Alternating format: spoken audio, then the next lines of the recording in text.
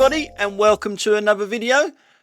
Yeah, there's a lot of reflections. I've been having trouble with my filter, which I've sorted now, but this video has got quite a lot of reflections on.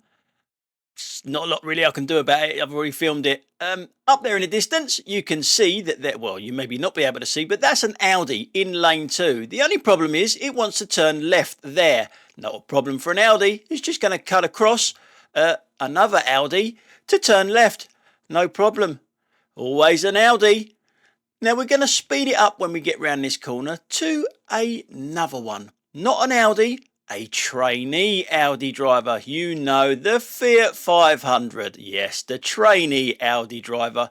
And you know what I'm going to show you. The regulars of the channel will know what I'm going to show you in this one.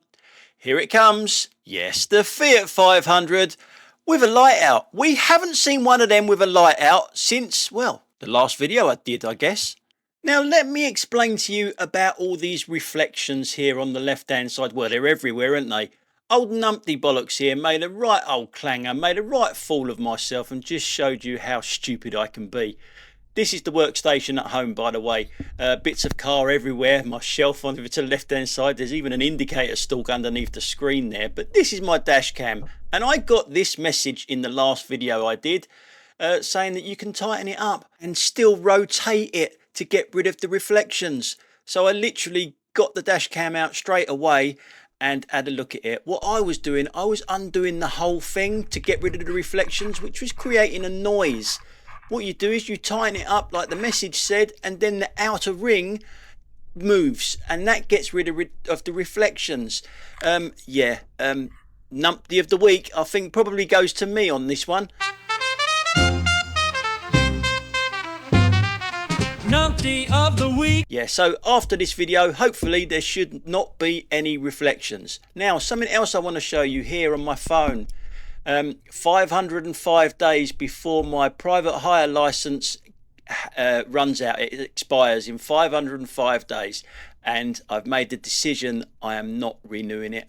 I cannot afford to work for Uber anymore. The prices are an absolute joke. So I don't know what I'm going to do, but I'm not doing this anymore after 505 days. Now I'm showing you a map here of Sutton to Gatwick. I did this journey as a customer 20 years ago, and it cost £35. This was in the days before Uber existed. Okay, I got a job offer the other day to do exactly the same trip, yeah, for £16. It's the lowest I've ever been offered to do a Gatwick job. £16, the same.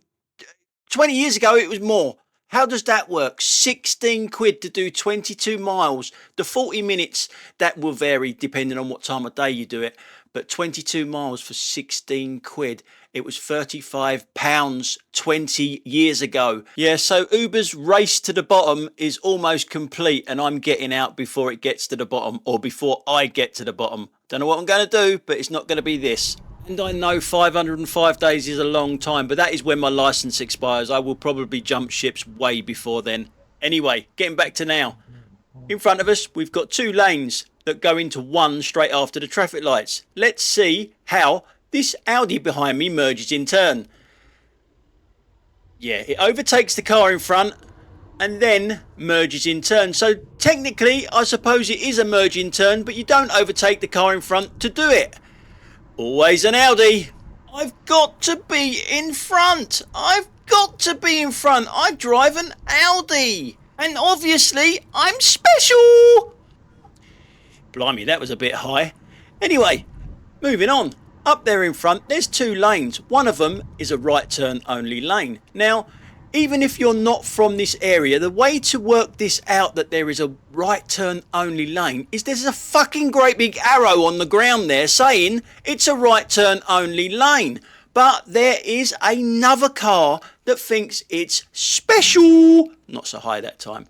It's not an Audi, but it is part of that group of entitled drivers, shall we say. It wasn't that hard to work out there, was it, from the front?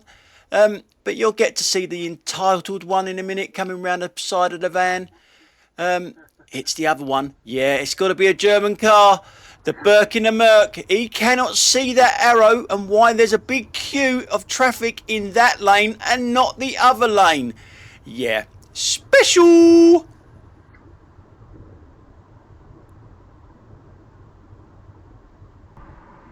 So moving on a little bit further down the road, I'm turning right and there is a red light in front of me. There's also a red light in front of the car in front of me. Don't worry about it though, mate. Don't worry about it. So we're just going to speed this up in a second and we're going to be looking at cars coming towards us because I think that this one goes for a red light coming towards us as well. You can always tell because of the speed that they go past you at. They put their foot down on the accelerator rather than the brake. Now, if I've got a red and amber there, they're going to have a red that side, aren't they? And you can tell the speed, it increased. Yeah, so 2 for the price of 1 in that one. Now in this next clip, we all know the rules now about junctions and pedestrians. They have priority. Not this junction, it's the very next junction. This car in front of me is actually going to be turning left, but we're looking out for a school kid that crosses the road.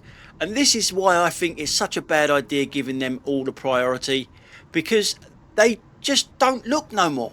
They don't look for their own safety. We're looking at the kid in the middle, the second kid.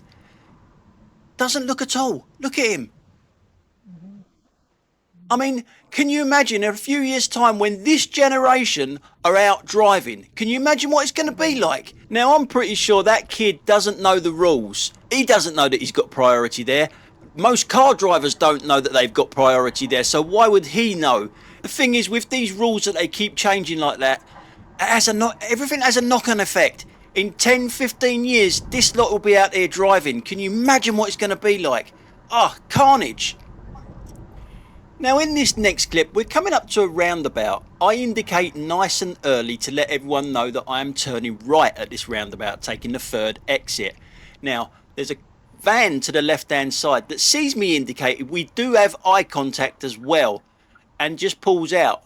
No problem, there was no problem, but would you have done that? Should he have done that? What do you think? Do you think he should be pulling out there? There was, like I say, there was no problem. I'm just interested in what you guys think of something like that. And another one I want to know the answer to, or what you guys think of this, is bollards. Yes, I did say it correctly, bollards. In the middle of the road. What is the purpose of having bollards like this in the middle of the road? I always thought it was so that someone can cross the road halfway, but you can't there. There's no drop curb on either side of that. What is the point of having them bollards there when you can't cross the road there? Answers on a postcard. Now we're going to speed it up here in a second to get to a mini roundabout, and I've just showed you just back there how easy it is to indicate nice and early, and because I indicated nice and early, that van could pull out instead of waiting there. Now it helps traffic flow if you indicate at any roundabout. It helps everyone know what you're doing as well. So we're coming up to this mini roundabout here, and did I just see a Fiat 500 drive past me with working lights? Anyway, indicate. Just indicate. The traffic coming towards us. Look how late this indicator comes on from the Audi. There. It's there. It should be on way before then, so everyone knows what it's doing. But it indicates as it's about to enter the roundabout. Just typical Audi driving. Well, actually, it's not typical Audi driving, is it? Because normally they don't indicate at all. Now in this clip, we're looking at the bus, but to the left-hand side of the bus, you can see down the road that he's got an empty road. You can just about see that the road in front of him is empty. So he's indicating out. Not a problem, I'm going to wait behind him. That blue car that's coming in from the left, the bus is just going to let him go. But the guy over to the right-hand side that wants to come out of that turning, he's waiting for him as well. You don't do that. Especially when there is vehicles coming towards you. You don't do that. You don't give way to people on the other side of the road. You don't wait for them. Not when you've got a clear road. And you obviously heard the bib there. I was probably talking over the top of it. But I'll show you this guy behind me, Mr. Impatient behind me. How can you drive with all that crap on the front there? I don't know how people can do that. And obviously you hear him in a minute. Yeah, his patience. I mean, he ain't even stopped and he's bibbing. It's like, really? But yeah, I agree with him, but there's no need to use the horn. You should not be stopping to let someone out from the other side when there's vehicles coming towards you. Now, we've moved on further down the road, but that bus is still over to the left-hand side that was letting everyone out. The weird thing is, after I let a couple of people cross here, as you're supposed to do, I even get some thank yous there as well. So there are some people in the world that know how manners work. But we turn left here, and there's the bus right in front of us now. It's pulled out. After being so nice to someone, it's just left that guy that's just recently passed their test out there in limbo. Yeah, why not let that guy pass and then pull out? After being so nice back there, you're being such a shit here. Yeah, I wonder if he's a Gemini. I'm a Gemini, by the way. Two-faced bastard.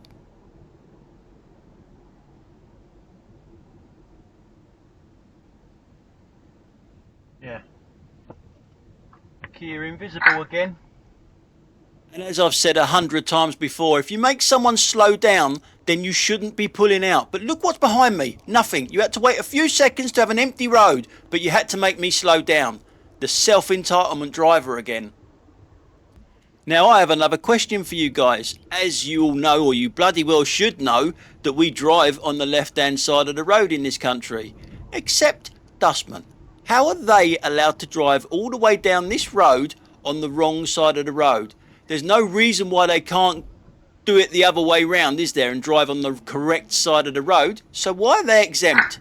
Answers on a postcard. And please don't come up with they got a job to do. We've all got bloody jobs to do. Now in this clip we've got one of Sadiq Khan's licence to kill assassins. As you can see, all the way down this road, you could park either side of this road to drop someone off. Can't you? Anywhere, really. But where does he decide to do it? Yes, of course, on zigzags, because obviously private hire drivers are allowed to park on zigzags. I'm joking, by the way, no one's allowed to park on zigzags. Now in this clip there's different ways of looking at this one. You can see there's cars on both sides of the road, so the road is quite tight. The bus driver, I think, is a bit of a bully boy here. He should be waiting there for me to get into that gap there, but he doesn't. He literally just drives straight at me and then goes into that gap there. He's only literally just come into the obstructed area for both sides of the road to have parking on. As you can see, he's just come into the area, and yet he's bullied his way through. For me, that was bully boy tactics there. Anyway, guys, that's all we got time for today. Thanks a lot for watching, and I will catch you on the next one. Bye for now.